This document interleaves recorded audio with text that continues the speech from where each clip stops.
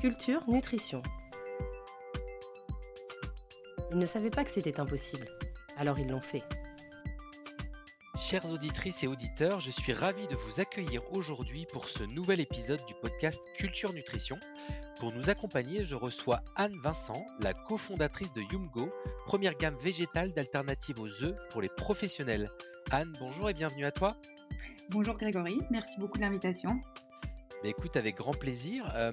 Pour commencer, on va faire un petit flashback sur tes précédentes expériences avant d'entreprendre. Anne, donc du coup, tu as commencé par une carrière dans le conseil avant l'aventure Yumgo. Tu as notamment travaillé chez Deloitte et également chez UCB, un acteur majeur de la biopharmacie. Est-ce que tu peux nous raconter comment, après ce parcours, on en vient à co-créer une start-up dans le domaine de l'alimentaire ? Oui, bien sûr, en effet, c'est pas forcément évident comme parcours, mais c'est vrai que moi j'ai fait des études d'histoire et Sciences Po, donc ce qui n'était pas vraiment prédestiné non plus pour travailler dans l'agroalimentaire. Et j'ai commencé ma carrière, même un petit peu avant le conseil chez Deloitte, j'ai travaillé à la Croix-Rouge, plutôt dans l'associatif, sur des gros projets de transformation digitale. Ce qui m'a amenée en fait au conseil, puisque après mon expérience à la Croix-Rouge, j'ai commencé à travailler chez Deloitte sur des projets de transformation digitale dans le secteur public, donc aussi bien les institutions européennes que d'autres acteurs plus associatifs. Et en fait, de fil en aiguille dans le conseil, on est amené à passer d'une entreprise à une autre. Et donc, je me suis retrouvée dans l'industrie pharmaceutique, qui était un domaine que je connaissais pas forcément, mais toujours pour travailler sur des projets de transformation digitale, marketing, stratégie. Et cette entreprise qui était UCB Pharma m'a proposé au bout d'un moment de m'engager en interne, et j'ai accepté.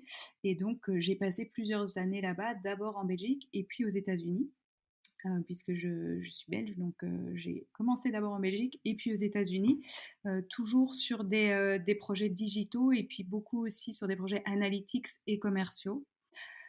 Et puis à mon retour en Europe, d'abord en Belgique, puis à Paris, puisque mon mari est français, j'ai eu envie de faire autre chose et de me lancer dans un projet entrepreneurial. Donc ça me titillait depuis un petit temps. L'expérience dans les grands groupes, elle était super. Elle m'a apporté vraiment beaucoup au niveau méthodologie, au niveau interaction avec des acteurs de toutes sortes. Mais j'avais envie de faire quelque chose d'un petit peu plus personnel. Et l'entrepreneuriat, ça m'attirait. Et donc, j'ai commencé à discuter avec pas mal de personnes. Et c'est comme ça que j'ai croisé la route de Rodolphe Landmen, donc, qui est mon associé sur Yumgo, qui est boulanger-pâtissier, et qui lui-même cherchait des solutions de remplacement des œufs dans le cadre de développement de gamme de boulangerie-pâtisserie végétale. Lui-même étant vegan depuis longtemps, il avait ce désir vraiment de développer la boulangerie-pâtisserie végétale. Et le problème majeur, c'était le remplacement des œufs. Et donc, il fallait de l'énergie pour mettre le projet sur pied. Donc moi, quand j'en ai entendu parler, ça m'a tout de suite plu. Et donc, je me suis jetée dans l'aventure comme ça. Donc, c'était en effet pas prédestiné, mais je pense que toutes les expériences précédentes m'ont bien aidée à pouvoir aborder les choses sur plein d'aspects différents, que ce soit du process, que ce soit du digital aussi, comme il y en a toujours, et puis la curiosité surtout pour des domaines qui sont pas forcément mes domaines de compétences au départ, mais j'ai toujours aimé me plonger dans des nouveaux sujets, d'autant plus quand c'est des sujets qui sont très très intéressants, très ancrés dans tout ce qui est développement de l'alimentation du futur, durabilité, etc. Donc voilà comment je suis arrivée là-bas. Et est-ce que contribuer au mieux manger et à cet engagement de durabilité faisait partie des projets que tu avais en tête quand tu as décidé d'entreprendre? Ou c'est vraiment, le déclencheur de la rencontre avec Rodolphe qui a permis, d'en arriver à l'alimentation? Mais l'alimentation durable, c'est quelque chose qui m'intéressait depuis longtemps, sans que forcément j'ai eu un focus là-dessus. Mais clairement, enfin moi j'adore manger depuis toujours. J'ai toujours regardé à ce que je mangeais, à l'origine des produits. Et également, j'étais, de plus en plus touchée par l'impact de l'alimentation sur l'environnement de manière générale.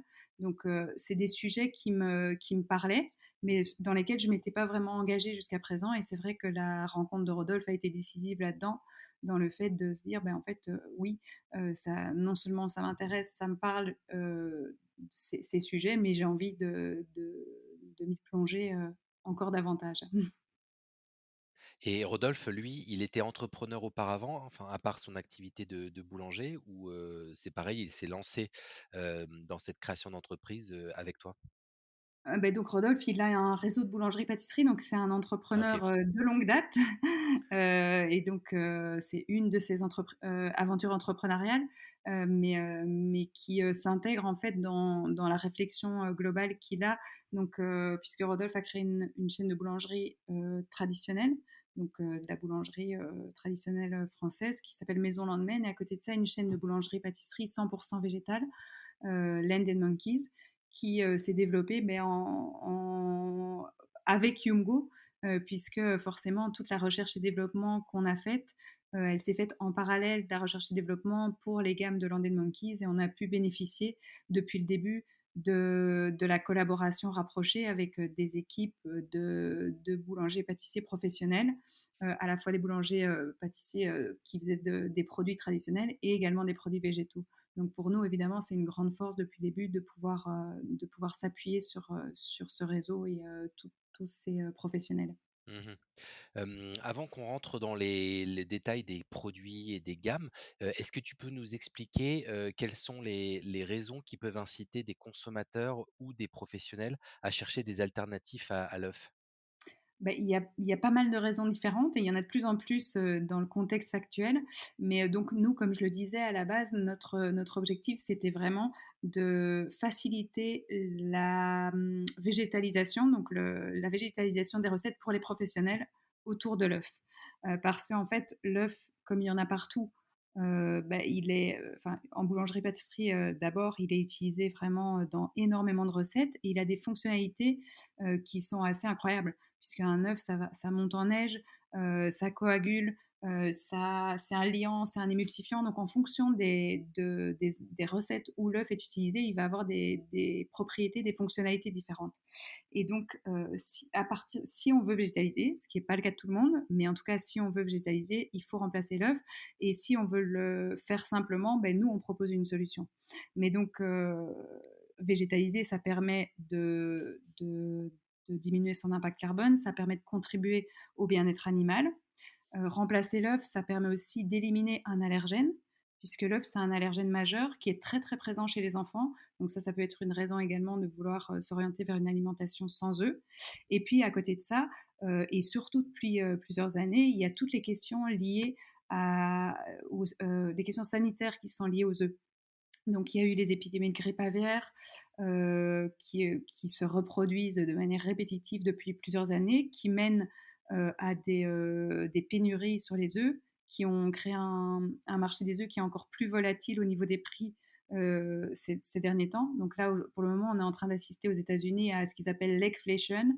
Donc c'est, une augmentation très importante du prix des œufs, et ça évidemment, ça pousse, les industriels à regarder à des solutions de remplacement, parce qu'ils doivent non seulement, sécuriser l'approvisionnement des œufs, mais ils doivent aussi s'assurer d'une stabilité sur les prix. Donc ça fait partie de plusieurs des raisons qui peuvent pousser en fait à remplacer les œufs. Mais donc nous, à la base, c'est vraiment une volonté de s'inscrire dans une alimentation durable, une alimentation saine, une alimentation respectueuse de la planète et du bien-être animal. Mais à côté de ça, on a aussi des arguments au niveau des allergènes, au niveau de la volatilité des prix, et des raisons sanitaires qui sont liées aux grippes aviaires, et aussi à l'utilisation des œufs dans les cuisines, qui peuvent provoquer parfois des risques sanitaires importants. D'accord. Et là, effectivement, tu l'as évoqué, il y a un contexte actuel de tension, mondiale, même sur les œufs, Oui. aux États-Unis et même en France. Du coup, ça a un impact sur votre activité? Disons que ça pousse de plus en plus de professionnels à se poser la question du remplacement des œufs. Donc, initialement, ceux qui vont regarder à des questions comme ça, ça va être plus des personnes qui sont sensibles à ce type de questions ou qui ont vraiment une clientèle, particulière qui va être en demande d'alternatives comme ça. Mais aujourd'hui, en fait, la demande, elle est beaucoup plus large puisque dans ce contexte de volatilité, comme tu le dis, aussi bien aux États-Unis qu'en Europe et dans d'autres parties du monde. Mais la question du remplacement, elle devient beaucoup plus centrale qu'elle ne l'était, auparavant. Et donc, oui, nous, on le ressent beaucoup depuis le début de l'année avec des demandes de plus en plus importantes euh, dans la restauration et puis dans l'industrie. Même si ça prend du temps de changer des recettes dans l'industrie, on voit vraiment qu'il y a cette tendance claire à vouloir se trouver des solutions alternatives en cas de pénurie et aussi sécuriser ses prix. Mmh. Alors aujourd'hui, Yumgo, c'est 3 grandes gammes de produits. Si on rentre, un peu dans le détail de ce que vous proposez, il y a des substituts en poudre, des substituts sous forme liquide, les aides culinaires, à destination des professionnels essentiellement, et vous utilisez 3 ingrédients phares végétaux, bien sûr, qui sont la farine de riz, les protéines de févrole et les protéines de colza. Quelles sont les principales contraintes lors de la fabrication d'alternatives aux œufs d'un point de vue, des qualités, à la fois fonctionnelles et organoleptiques? Alors, donc en effet, on a plusieurs gammes de produits. Donc, à l'origine, on s'est vraiment, calqué sur les formats utilisés par les professionnels. Donc les œufs hors coquille qui sont utilisés, en bouteille de œuf entier, blanc d'œuf, jaune d'œuf. Donc ça a été notre première gamme de produits. Donc, reproduire le Yumgo blanc, substitut de blanc d'œuf, Yumgo jaune, substitut de jaune d'œuf, Yumgo entier, substitut d'œuf entier, donc sous format liquide. Et puis ensuite, on les a lancés également sous format poudre parce qu'on avait des demandes de professionnels qui souhaitaient avoir stocker plus de produits, transporter de plus grosses quantités, ce qui est compliqué avec les produits liquides qui se conservent également en réfrigéré. Et puis, au niveau industriel, beaucoup plus facile de travailler avec des produits secs. Donc, on a développé cette gamme de produits. À côté de ça, en effet, on a des gammes qu'on appelle plus applicatives, qui sont en fait des sous-produits de nos produits principaux. Donc, on a par exemple un blanc qui va permettre de faire uniquement de la mousse parce qu'il y a certains grands labos ou certains industriels qui ne vont faire que de la mousse. Donc, on a décidé d'aller sur des produits plus applicatifs comme ça, qui vont se concentrer sur une application produit particulière, ce qui permet d'être plus efficace au niveau économique et plus limité dans la liste des ingrédients. Donc les ingrédients que tu as cités, en fait, c'est les ingrédients de Yumgo entier, Ah la OK. protéine de févrole, colza et farine de riz. Mais tous nos produits vont être sur cette typologie un petit peu de recettes, dans le sens où on va toujours se baser sur de la protéine végétale avec une liste d'ingrédients la plus courte possible. Donc ça, notre cahier de charge, il est très très strict là-dessus. Donc on veut aller à la liste la plus courte possible, la plus naturelle possible, sourcer les ingrédients le plus proches. Donc nous, tous nos ingrédients sont d'origine européenne, majoritairement France. Et au niveau des fonctionnalités, en fait, on étudie au cas par cas qu'est-ce que l'œuf fait dans une recette. Mmh. Donc, pour prendre par exemple l'exemple de la mousse, on sait que pour réussir une mousse, il faut un foisonnement important, il faut une stabilité pour que ce produit tienne bien dans la durée, etc. Donc, on va vraiment regarder à ces fonctionnalités et avec l'équipe de recherche et développement, donc on travaille avec des ingénieurs agroalimentaires et des chefs professionnels, on teste des milliers et des milliers de combinaisons possibles pour arriver en fait à la combinaison donc à base de protéines végétales qui va reproduire de la manière la plus proche possible les fonctionnalités du blanc d'œuf dans une recette de mousse par exemple. Et donc, nous, on s'est en plus donné comme contrainte que la quantité de produits qu'on utilise est égale à la quantité d'œufs. C'est-à-dire que pour le professionnel, il n'y a pas de changement de recette. Ah oui, Donc, pour au lieu faciliter d'utiliser la mise en œuvre, c'est s'il doit mettre, 100 grammes d'œufs dans sa recette, il peut le substituer par 100 grammes de Yungo c'est équivalent. vrai, c'est ça l'idée, parce qu'on sait que changer une recette pour un professionnel, c'est compliqué. Et donc, plus il y a d'obstacles, plus c'est compliqué. Donc, on essaye de limiter un maximum le nombre d'obstacles. Donc, ça va Mmh. être la même utilisation, la même quantité, et également, d'un point de vue nutritionnel, on va être le plus proche possible de ce que peut apporter un œuf. Donc, au niveau de l'apport en protéines, on n'est pas exactement similaire, mais on est quand même sur des valeurs qui sont relativement proches de celles des œufs. et en plus, on apporte des fibres dans nos produits, ce qu'il y a pas forcément dans les œufs. Oui, parce que ça doit être compliqué de mimer, les protéines des œufs dans le sens où, c'est une protéine qui est extrêmement pure, la protéine du blanc d'œuf et dans le monde végétal, on n'a pas cette concentration de protéines aussi forte, j'imagine? Oui, beh, il y a quand même des fonctionnalités très intéressantes aussi dans le végétal, mais c'est vrai que l'œuf, c'est un ingrédient qui est assez magique parce qu'il fait énormément de choses. Donc, reproduire la même chose, c'est, un beau challenge, mais en tout cas, on arrive quand même à des résultats qui sont très, très proches et je ne sais pas si tu as déjà, eu l'occasion de tester, mais à l'aveugle, la plupart des personnes qui testent des produits, donc réalisés avec nos produits, ne voient pas la différence avec un produit traditionnel. Si, Donc si, je crois que j'ai l'idée eu l'occasion de tester sur un salon ou un événement de start-up des gâteaux ou des pâtisseries qui étaient formulés avec, votre solution. ouais, donc l'idée, c'est vraiment que ce soit aussi gourmand qu'un produit traditionnel et en fait, qu'on ne voit pas la différence puisque si le produit est bon, en fait, il va plaire à tout le monde. Donc l'idée, c'est de pouvoir toucher le plus de personnes possible et pas seulement les personnes qui ont une alimentation végétale. Donc vraiment, on s'adresse à tous les consommateurs qui aiment, bien manger. D'accord. Donc tu nous as parlé du sourcing, de la dimension, locale que vous essayez de privilégier. Est-ce qu'il y a d'autres contraintes que vous vous fixez pour, sourcer les ingrédients qui rentrent dans vos formulations? Parce qu'en, Et donc en effet, il y a cette dimension clean label que tu as aussi évoquée. ouais. Est-ce qu'il y a d'autres choses? Beh, donc déjà, enfin, le côté, le moins d'ingrédients possible. Mmh, Donc on essaye de limiter un maximum. Donc on a entre 3 et 5 ingrédients par produit. Hem, donc toujours des protéines végétales. Que dire d'autre? Non, je pense que c'est déjà pas mal en fait. Ça nous donne mmh, déjà pas mal de contraintes et oui et dans la mesure du possible également, on essaye d'éviter les allergènes majeurs. Donc aujourd'hui dans nos gammes génériques, donc de remplacement du blanc, du jaune et de l'entier, on n'a pas d'allergènes majeurs. Dans la plupart de nos produits, on est sans allergènes majeurs. Donc on a, mmh. quelques exceptions puisqu'on fait aussi une mayonnaise en produit fini. Donc là, forcément, bah, il y a de la moutarde. Donc c'est pas notre produit, mais on a de la moutarde et dans notre mix pour, appareil à quiche, on va avoir de la farine de blé aussi. Mais sinon, dans nos produits génériques pour remplacer les œufs, on n'a pas d'allergènes majeurs. D'accord. Une bonne partie de l'équipe est dédiée à la R&D, si j'ai bien compris, avec des ingénieurs agroalimentaires. Est-ce que tu peux nous dire comment vous êtes organisés et voilà, comment fonctionne, ce réacteur de la Ouais. R&D chez vous? Mais donc oui, forcément, la R&D, elle est au cœur de notre activité, depuis le début et elle le reste puisqu'en fait, on veut vraiment continuer à innover, à améliorer nos produits et puis, notre recherche et développement, donc comme je disais, c'est ingénieur agroalimentaire pour la formulation de produits, mais également pour pouvoir accompagner, nos clients, parfois dans l'ajustement de leurs recettes. Donc, on travaille énormément avec nos clients donc avec ingénieur agroalimentaire et chef professionnel pour ajuster leurs recettes s'il y a besoin.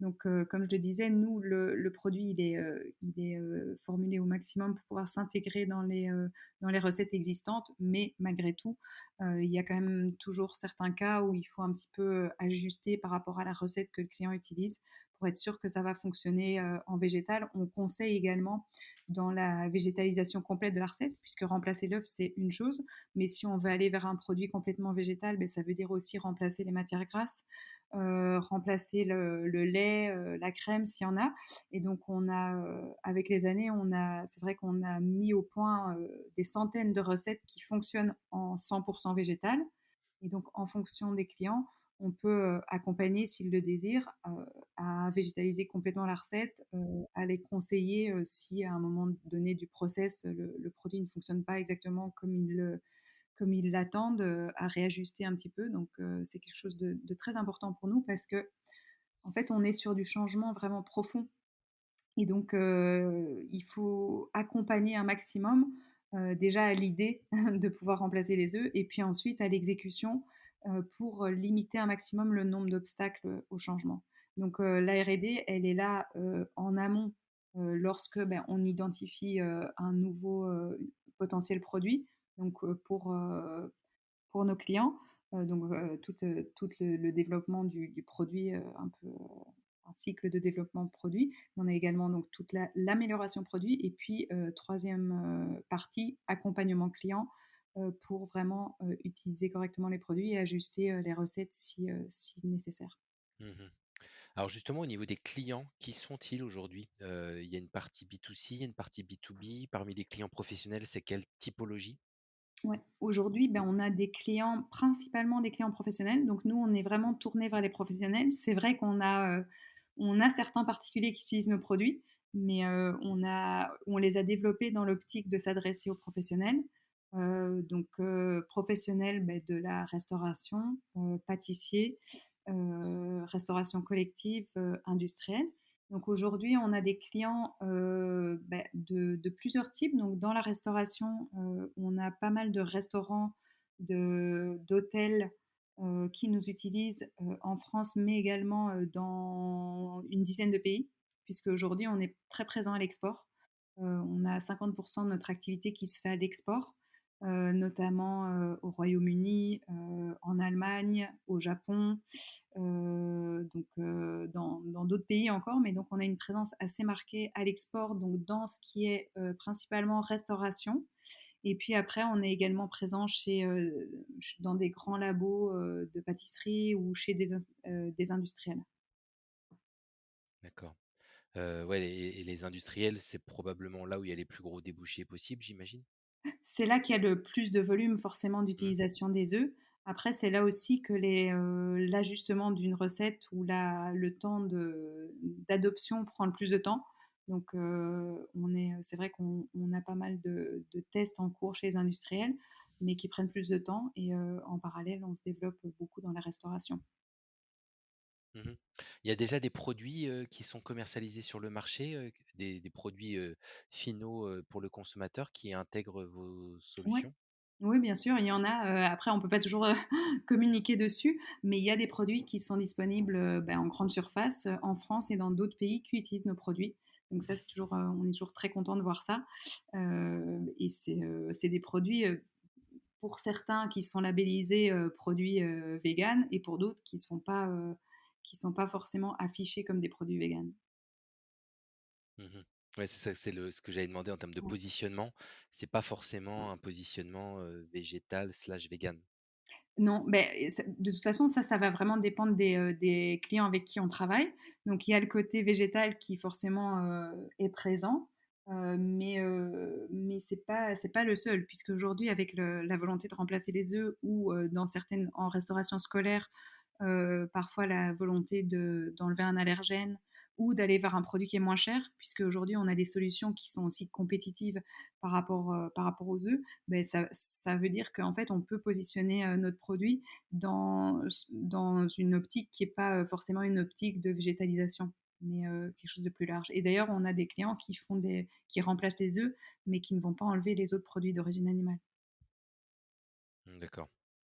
C'est-à-dire que, ouais, donc là, là, ça veut dire que c'est pas une logique de végétalisation, c'est juste une logique de substituer Mmh. l'œuf pour, Ouais. d'autres Bah, raisons. après diminuant ou, éliminant l'œuf, on a déjà un impact positif au niveau du carbone. Ah Parce qu'il oui. faut savoir qu'en fait, nous, on a comparé bien sûr, nos produits par rapport à des œufs conventionnels et on a une diminution de l'empreinte carbone d'environ 70 en moyenne en remplaçant, les œufs par nos produits.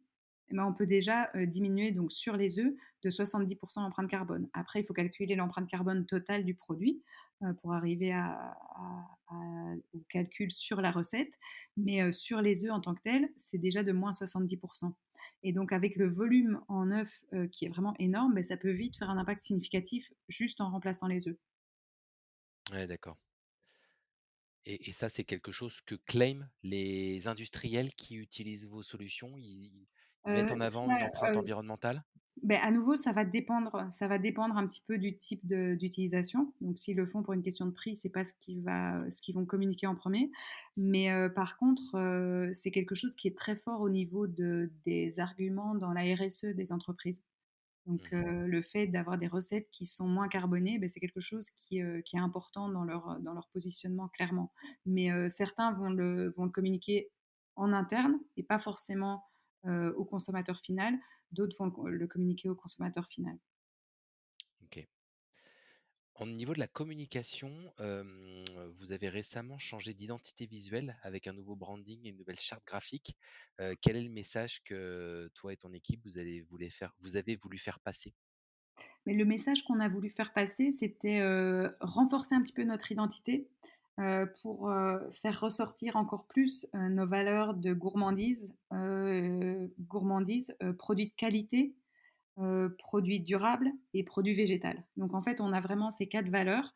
Donc nous, notre mission, c'est de fournir des solutions pour les chefs et qui ont été développées par les chefs.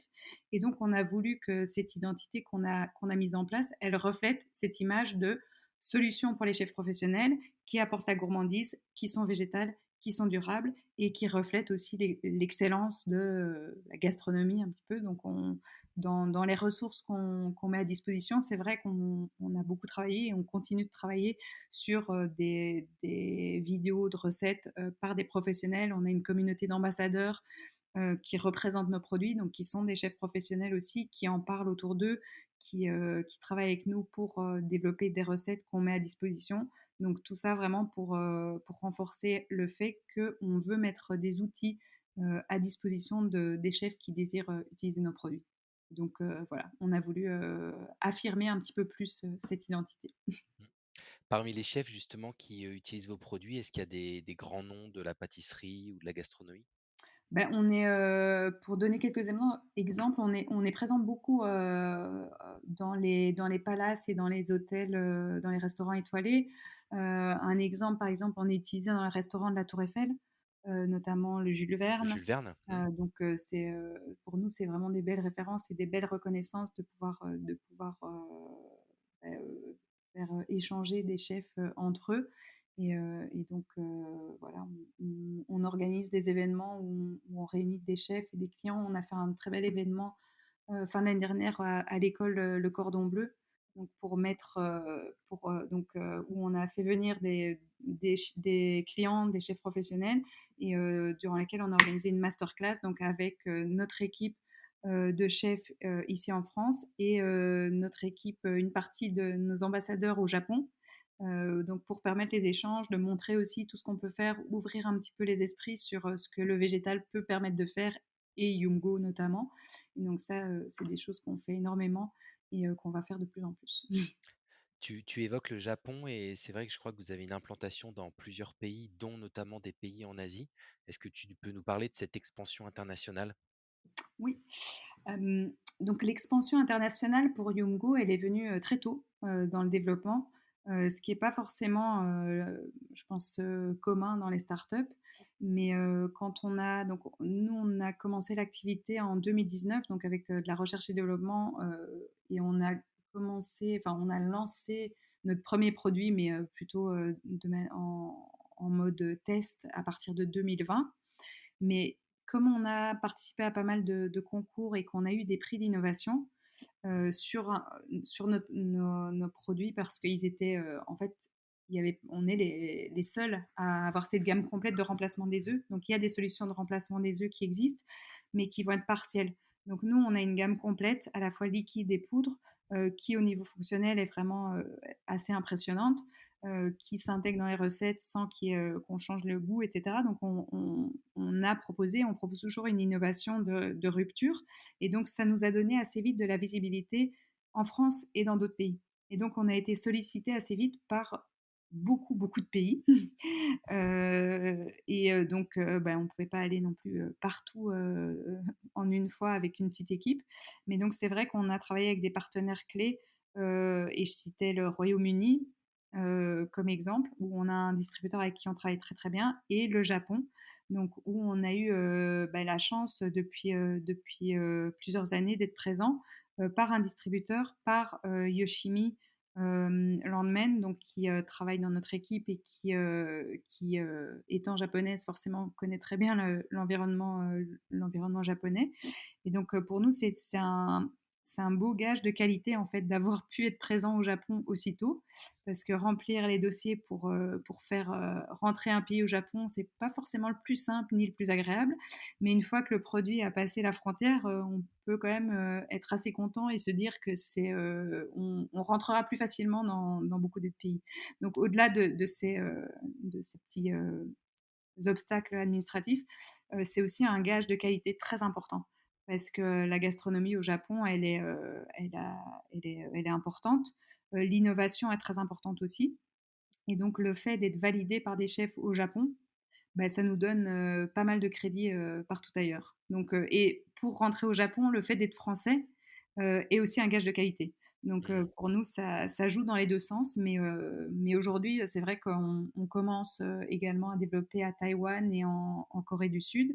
Tout ça avec la petite équipe donc, d'ambassadeurs japonais qu'on a sur place euh, qui, euh, qui parlent de Yumgo, qui utilisent Yumgo dans des recettes aussi que nous, on ne connaît pas forcément mais qui sont super, super bonnes et très intéressantes. Et donc, ça nous Mmh. permet d'évoluer beaucoup. Et justement, c'est intéressant de pouvoir comparer un peu les tendances et les attentes des consommateurs et même des professionnels en termes de produits entre l'Asie et l'Europe. Il y a des grosses différences? Bah, je pense que le végétal, c'est une tendance qui est présente un peu partout, pas toujours avec le même niveau de maturité. C'est aussi pour ça que, par exemple, au niveau du Royaume-Uni, on s'est développé plus rapidement qu'en France, parce que je pense que le marché était plus ouvert et plus prêt à ça. Oui. On a toujours eu un bon accueil, même en France. Mais au début, je pense que les chefs aimaient le produit, mais ne savaient pas trop quoi en faire. Parce qu'il n'y avait pas forcément la demande du client final qui était là, parce qu'on avait peut-être aussi moins de recettes disponibles. Dans d'autres pays, ça a été une prise en main directe du produit. Il n'y avait pas de question. En fait, il y avait besoin de ce produit, on leur a fourni, c'était super. Et donc, ça, c'est une question de maturité. Sur le Japon, je pense qu'au-delà du végétal, il y a vraiment une grosse appétence pour l'innovation Mmh. qui fait que ben, un produit innovant, on adore le tester.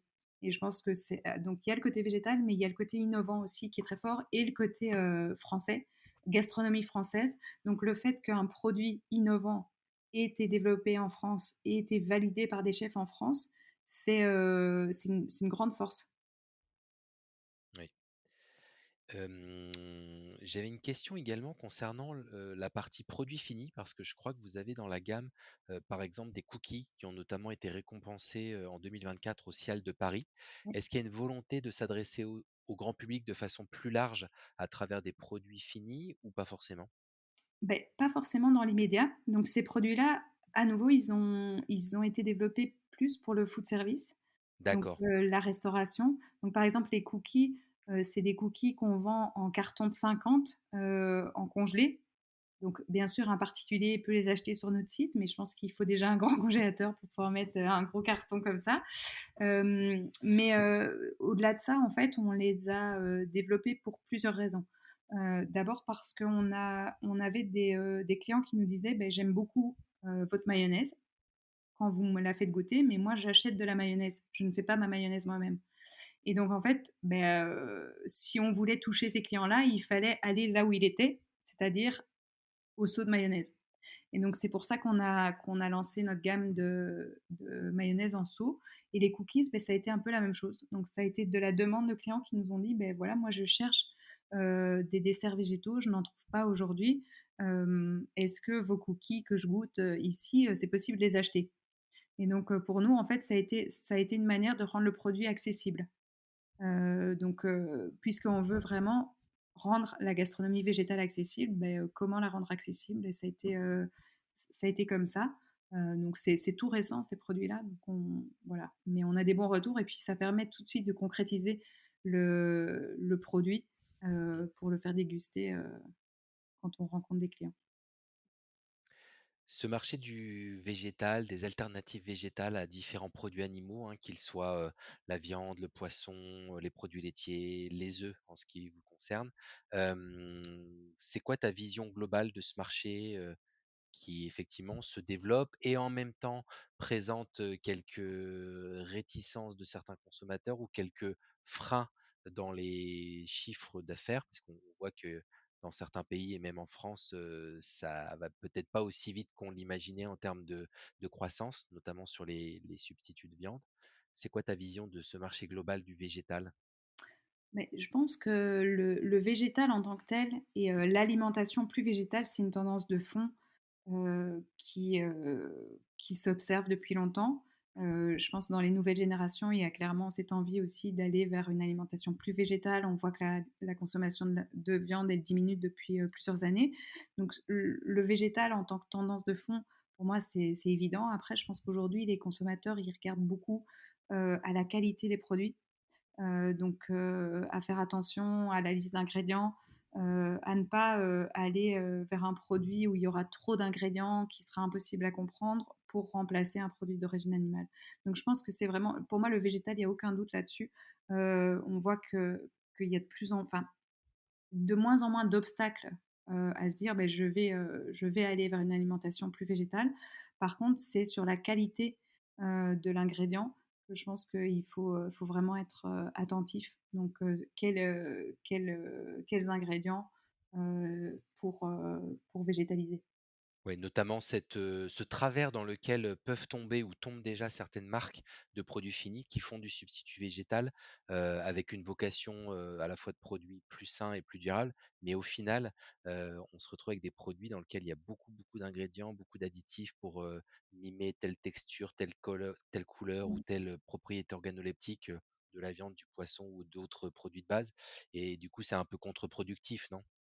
Beh, je pense que dans aujourd'hui, on voit que quand même tout le monde fait attention à ça, donc que les produits sont de plus en plus vertueux et Mmh. puis, après, bon, je pense que l'idée, c'est de pouvoir montrer aussi qu'autre chose est possible, que le végétal peut être bon et je pense qu'il y a pas mal de marques aujourd'hui qui arrivent très, très bien à rendre ça, accessible et possible, tout en ayant une liste d'ingrédients qui fasse pas peur, quoi.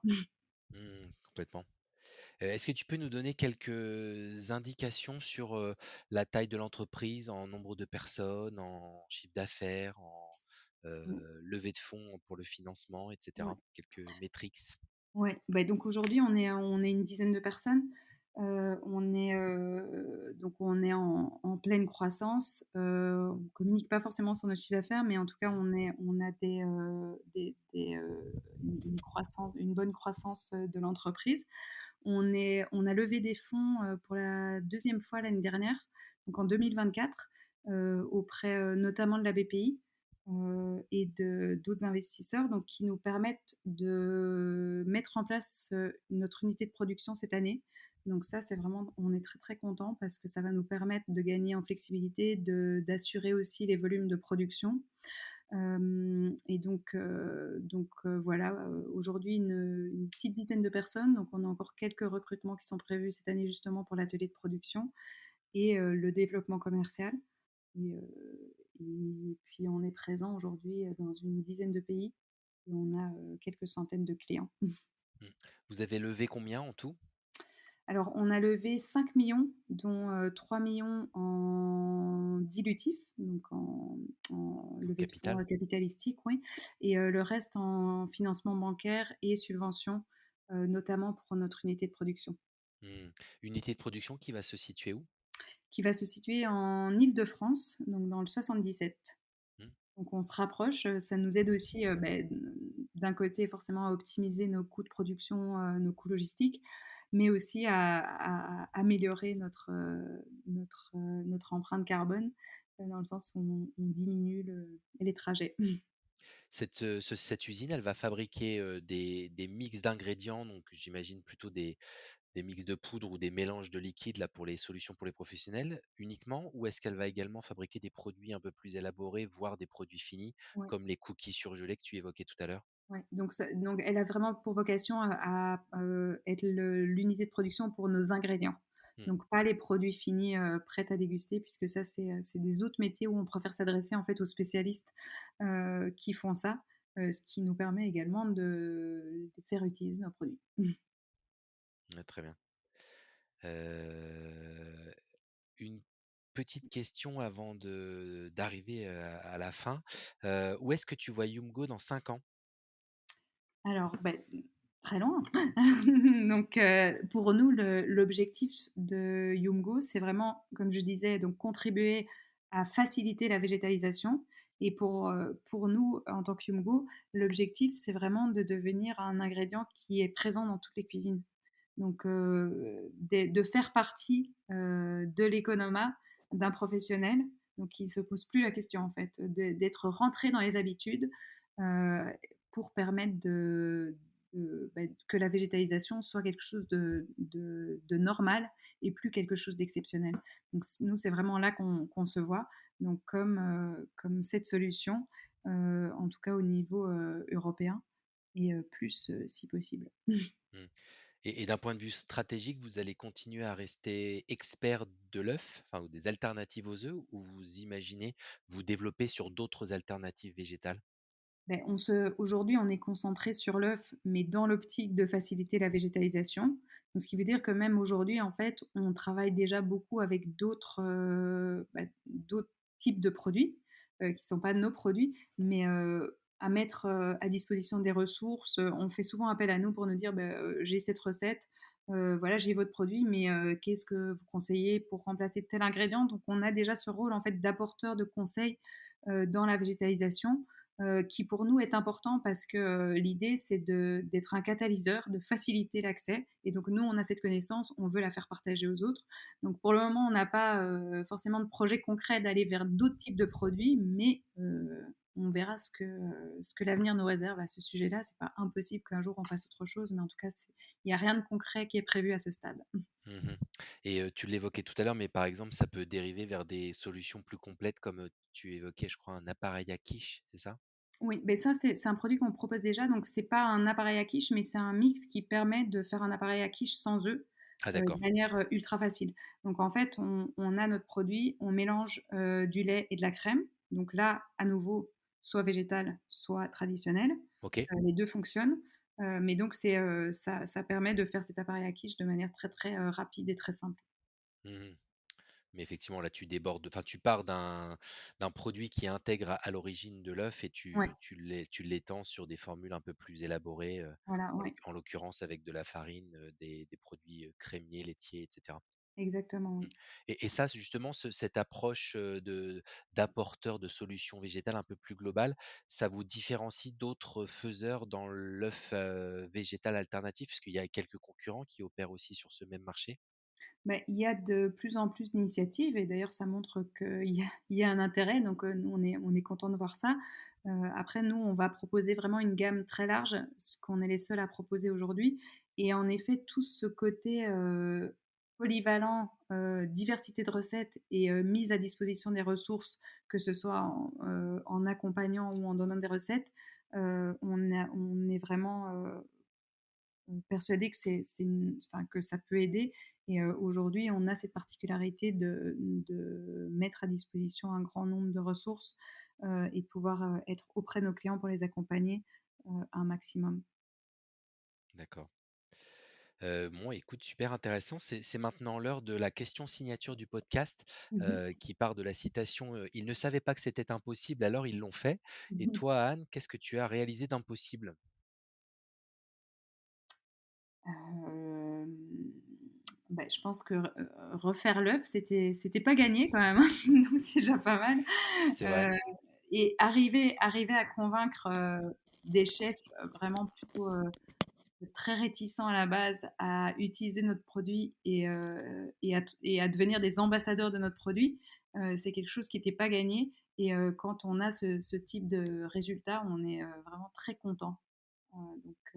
Je pense que ça paraissait impossible, mais aujourd'hui, ça paraît possible. Ouais, tu as raison de le souligner. C'est vrai que c'est un ingrédient et aliment tellement basique et tellement utilisé par tout le monde, à la fois du consommateur dans son quotidien au grand chef dans sa cuisine ou dans sa pâtisserie, que réinventer et rendre capable des cuisiniers et des pâtissiers de se passer de cet ingrédient de base, c'est effectivement un sacré défi. Et donc c'est très, très chouette de voir que c'est accepté, validé, cautionné par des Ouais, grands professionnels qui, évidemment sont intransigeants sur le goût, Donc ça veut dire qu'on peut associer impact positif sur la durabilité et sans sacrifier le goût, Exactement, ce qui oui. me semble essentiel. Ah beh, Et c'est ce qui un est d'ailleurs un des ouais, enjeux majeurs de la végétalisation, hein. On parlait tout à l'heure de la complexification des formules, mais il y a aussi le goût qui oui, bien sûr, malheureusement oui, dans oui, certains ça c'est produits est évident. sacrifié. Ouais. Mais ça pour nous, c'était vraiment enfin, c'était, même pas je dirais même pas, c'était un prérequis.